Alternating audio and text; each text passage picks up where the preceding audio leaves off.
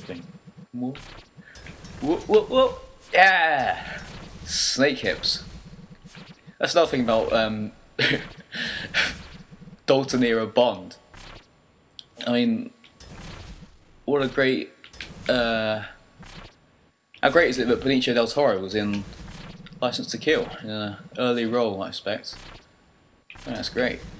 He was baddie. He meets, well, I won't spoil it in case you're going to go and watch it right now after this. But let's just say he's in that film alright.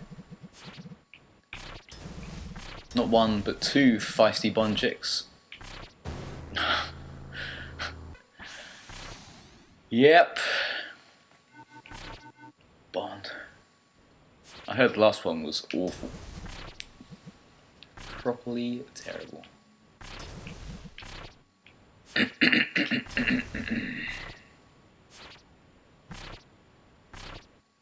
In fact, I heard the best thing about Quantum of Solace.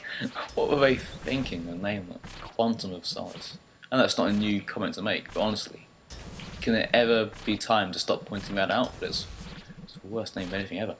But if you put in Quantum of Solace, Adam and Joe, you come across a pair of British, English, whatever, funny men who have a radio show in the UK, and they do like film parodies in song form sometimes, and they each did Quantum of Solace soundtrack, which, you know, credit song, which tried to use that unbelievably cumbersome title in the lyrics.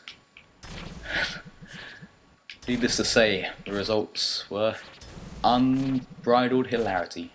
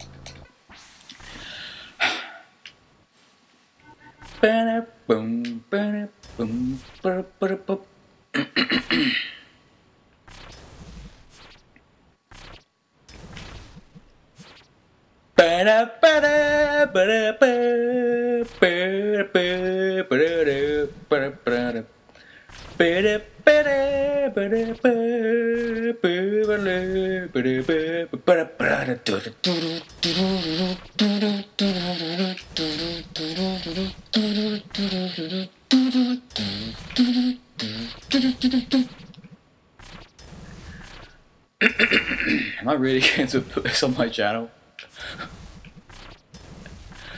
I'm not at this point. I think of every Bond film, I guess, apart from a couple that I like, have their moments, but they generally just sort of drag on after a while, and you can't wait for it to end.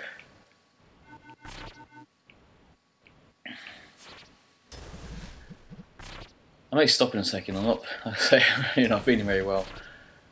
Not feeling the live com thing right now. Well, I'm not enjoying it. Believe me, I'm enjoying it very much. Just can't really think of much to say today. Obviously, there's one thing going on in Junk Jaws right now, but I don't want to dwell on that. I'm sure it'll get sorted out in time.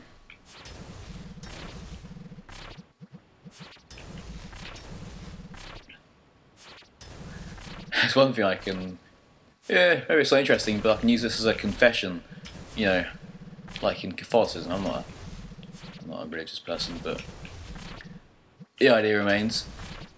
So I'm not really normally one for collecting achievements in and of itself. I just play the games, and I like to play games fairly, you know, when I like a game I like to play the proverbial out of it. Do a thorough job of seeing what it's got, what's going down. Anyway, so normally I sort of make a sort of 50 to 60% achievement rate at least. And some games like Dead Space, which I've really enjoyed, just playing again and again, I've gotten more than that. But I've never gotten 100%. But even in Geometry Wars, which I've played spent so much time playing, because I just don't value achievements in and of itself. But having said this, I'm currently achievement hunting on Alan Wake, which, as people who've been paying attention know, is a game I've really been plugging lately because I just think it's great. In Alan Wake 1, there are all kinds of collectibles to collect as you play the game. Notably, coffee thermoses, the little Twin Peaks nod, not the only one, in Alan Wake, and manuscript pages. Now, hear me out. In just playing the game normally on 3 playthroughs, which I've done, 3? No, 2. One a year and a half or so ago, and the recent one. I actually found a whole whack of coffee thermoses my own self, at least 70 odd out of 100, so it's not like I'm just cheating completely. But the thing about Alan Wake is it doesn't tell you which level, it tells you how many you're missing, fine, but it doesn't tell you which episodes. It's episodic format, Alan Wake, like a TV series. It doesn't tell you which episodes you're missing, you know, shit from. And so when you've already collected the whole whack, but you're missing some, it's just like, you don't know where to start looking. So rather than start looking, I decided instead to use a YouTube walkthrough to find the missing ones. Excuse me. And also for the manuscript pages too, and the chests, and the one radio show I was missing. So yeah, I've got like 10 out of 11 radio shows. I've got all the TV shows, most of the chests, and the pyramids too. Can pyramids. So I'd already found a whole whack of stuff, and I mean, because I just love playing this game and wanted the reason to play it through again, I figured I would do this. So yeah, I'm currently achievement hunting on Alan Wake, and this is a lot of fun. I'll soon have all the achievements, I hope. Some you can't cheat on, they require you to actually put some time in, like obviously completing it on the hardest difficulty, which I haven't tried playing it on yet. I think that'd be okay. It doesn't. I mean, normal is very, very easy. And the DLCs have some potentially tricksy ones, like playing the whole DLC, which is about an hour and a half, without dying or restarting a checkpoint. And there's one really fiddly bit where you need to do it without, which would be quite difficult to do without dying a couple of times, I think. And you've got to try and do it as fast as possible. That's another achievement. But you know, I don't mind playing it through multiple times because it's such a great game. That's when it's the last one, I guess. The last attempt to try and get some intensity back. This session right here, even though I've been mucking around and not really concentrating, it does indicate my problem. Like, I'll start well.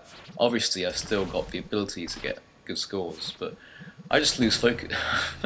One more. I just lose focus so easily, so quickly.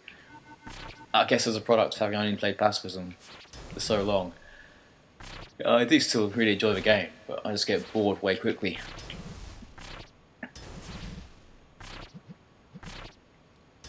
And that is why I think changing my seating position, even though if it's not because of the intrinsic qualities of how I'm sitting, which it could be a relation between sitting in a more sort of forward position and, I don't know, your brain concentrating more. I'm no neuroscientist, although I am, probably. But irrespective of that, I think just changing the habit. One more go. Changing things up, I think, just has a focusing effect, maybe. I don't know.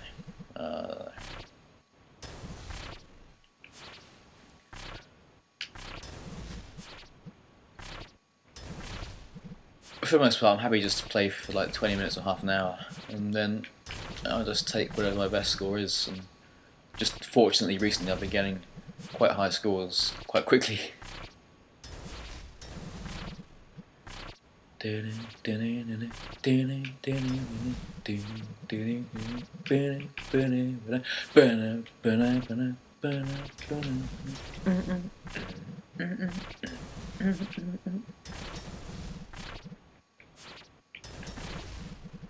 It's annoying because I was really feeling it those first 2 runs. I shouldn't have died in that 2.4 billion. I mean, I was really feeling like I was seeing gates and my technique was good. To be honest, I felt like I was quite a lot clearer. I hadn't let the blues build up too much at the 2 billion stage compared to normal. Certainly compared to a commentary, when normally it builds up too much. I get grounded out. Like so many unpopular policy decisions in a coalition government.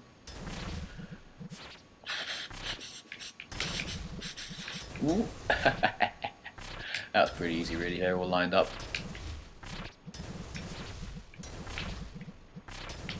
All lined up and doing the town.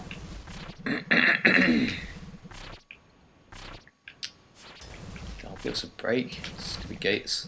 Stupid lady.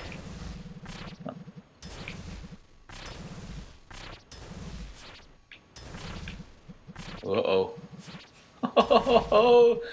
Who even doubted it? Not me.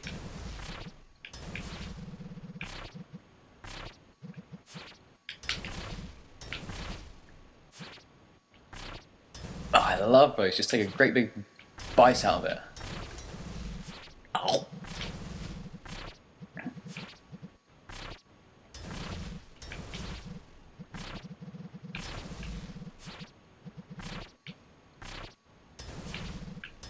Yes.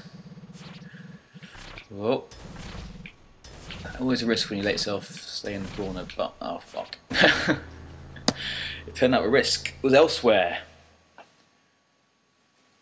Alright, I'm gonna go and have some. What am I gonna do now? I might grab a coffee. Yeah, that's a good idea. And listen to the License to Kill theme tune. That's what I'm gonna do. I'm gonna grab a coffee and listen to the License to Kill theme tune.